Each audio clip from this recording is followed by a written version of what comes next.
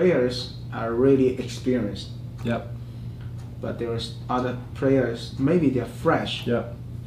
I'm going to write these points down, make sure I remember them. Yeah.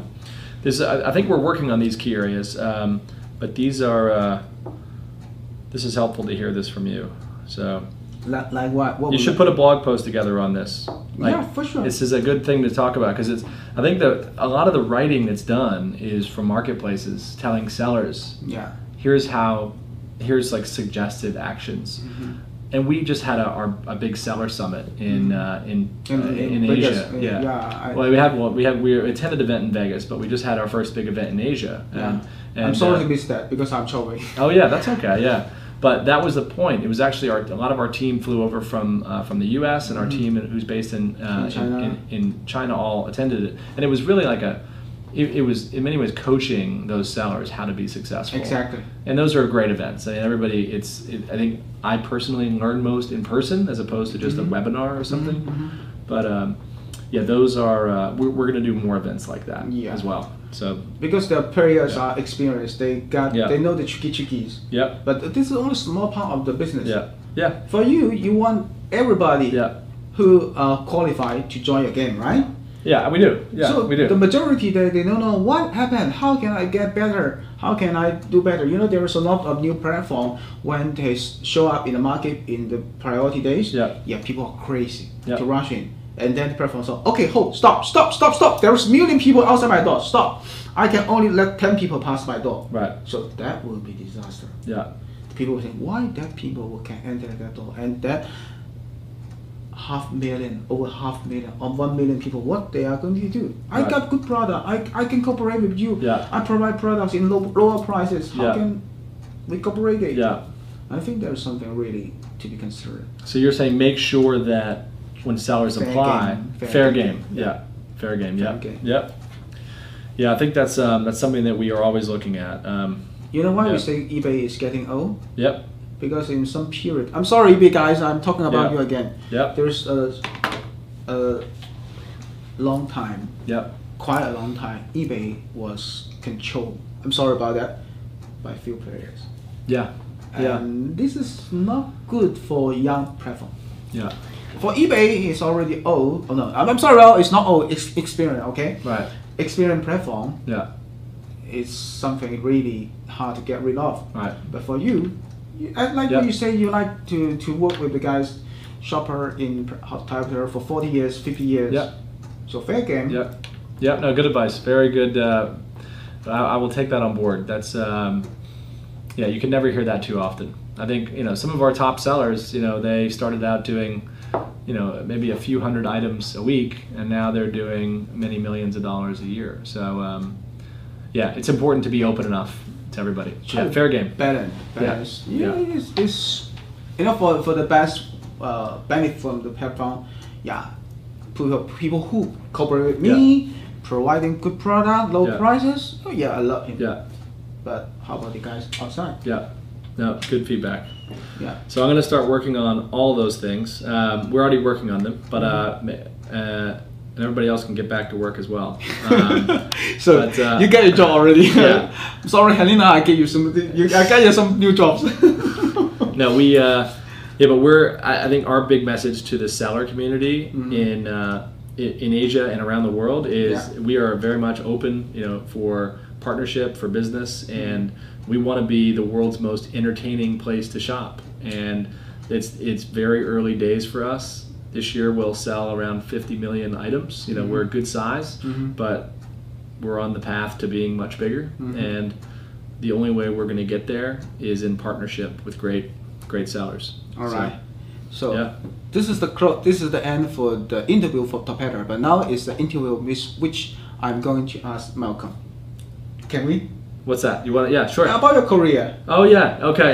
Yeah. What's You know what? I'll do the fast version of this because I know it's it's long very list. boring. No, people don't want to hear about me. I think. Okay. Now this is the Easter eggs. All right. This is the Easter eggs. All right. We'll do the rapid fire. All right. Rapid fire. So yeah. What's what I'll do like one sentence for each answer. So where do we start? All right. we talked about just now that there was a joint venture between sellers and manufacturer. Then also some sellers are working with the service provider. So as a venture, as a virtual capital analyst, do you think there's a lot of chance for this kind of business in the United States, or people should take the idea from the United States and back to China? Because the service are in the United States. I don't know all those answers. I mean, I think I love businesses that got started with people. They're going very, very deep on one area. Like Tophatter is founded because the founders were going really deep on discovery shopping. So making it more fun to find new items that you didn't know you needed or wanted. And then you splash around in that space and you try 5 or 6 things, and then something works. I like that type of business.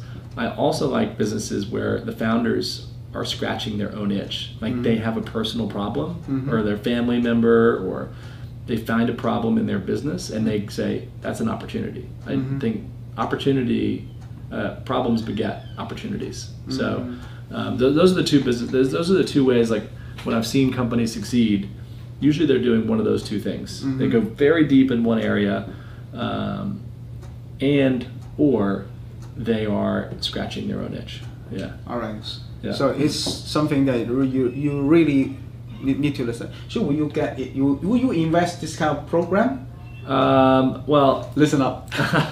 There's a lot of folks that are investing in cross-border e-commerce. I mean, everybody from angel investors up to SoftBank, right? Exactly. It's right now is a very good time, I think, to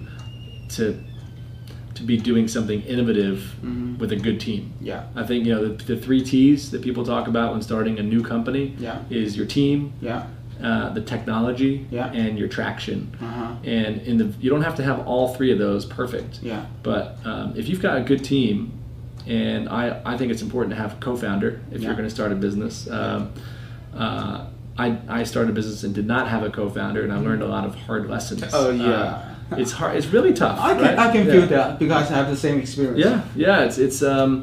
It's there's doing it with somebody else is really, really hard as well. It's like people say, you can easily find a wife, but you never find a good co-founder. It's hard, but when it happens, it's very special, and I think it's something you should be looking for that co-founder like you're looking for a wife, if you really want to. If you really want to build a great business, right? And you date people, and you always have your eyes out for people, right? So it means that the sellers or manufacturers or service providers, they can come to the United States and seeking opportunities. I mean, you know what? You know why I asked these questions? When Amazon become bigger and bigger, when eBay is bigger and bigger, there's a lot of new opportunities was found. Absolutely. Great point. Like logistics, like the payment, like the software, like the AI, even a lot like after sales service. So when Tophatter become bigger and bigger and bigger, for sure, because you are a different platform from eBay or Amazon. So there was some opportunity coming up. That's already happening. I mean, we're partnered. We have about 10 partners now on the payment side, the shipping side,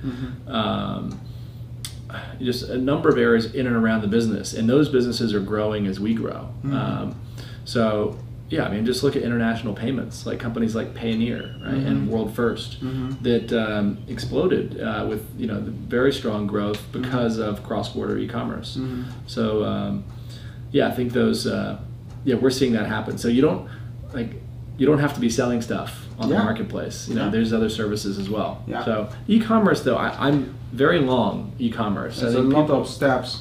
There's a lot of steps. There's a lot of problems and challenges. But I think increasingly in e-commerce, you have to be very data-driven. It's not just about a brand and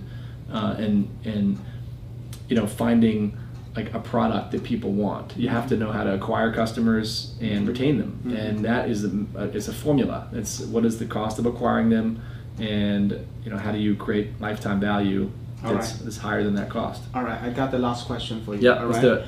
Because Malcolm is quite a senior virtual capital investment, and he's doing quite a good job. That what kind of suggestion you are going to make for not only sellers? Yeah. Let's say manufacturers in China, if they want to join the American. Yeah, the American market. Yeah.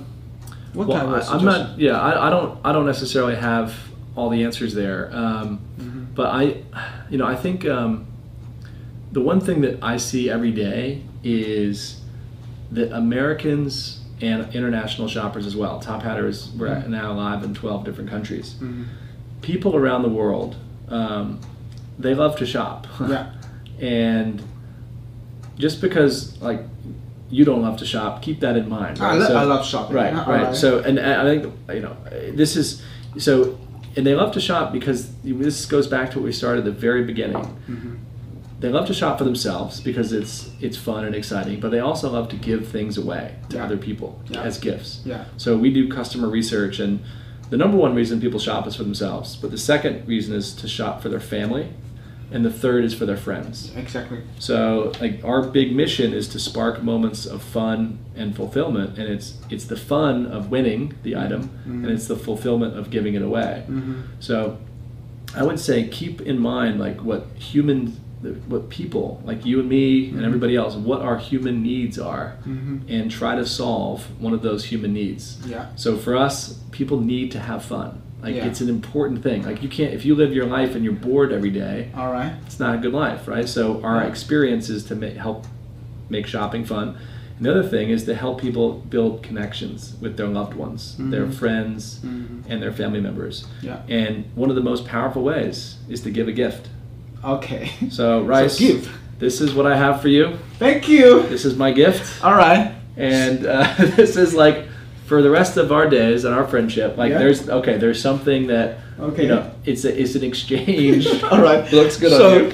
It's an exchange of things. Okay, I will exchange something. Send me the $1,000 for the interview. No, I'm kidding. Okay. I'm kidding. No, but this is something that people do. Yeah.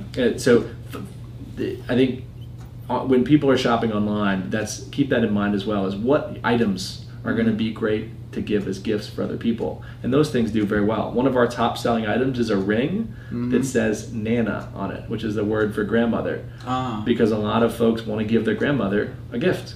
So so if you think about that, right, people are buying gifts. What gifts could I sell or manufacture that people would like to either have for themselves or for the people in their life? So interesting. So there's two words. First of all, try to understand the value of the shopping fun. Yeah. Second thing is about how to make a gift. Fulfill human needs, I think. If you're in business, how can I satisfy one of the core human needs? And if you start asking yourself that, I think you really put yourself in the shoes of other people and what they want. And like Richard Branson, is a great example of a founder that created an airline and a train business and many other types of businesses, all about how can I make customers happier. People want to have happiness and joy in their life. So I think that it all comes down to how do I make people's lives better in some way. Great. So happy and human understanding. Yeah. And have a little fun along the way. I think that's life is so long. Yeah. You know what? There's the last words. Okay, this is the last words. Some of my friends, they're in China, when they are 40 years old, they're thinking about retirement. Right. Come on. Yeah. In the United States, if you are 70 years old, this is the only stuff from Second Life. Yeah. I mean, Warren Buffett now is in his 80s, late 80s, and he is enjoying the third life.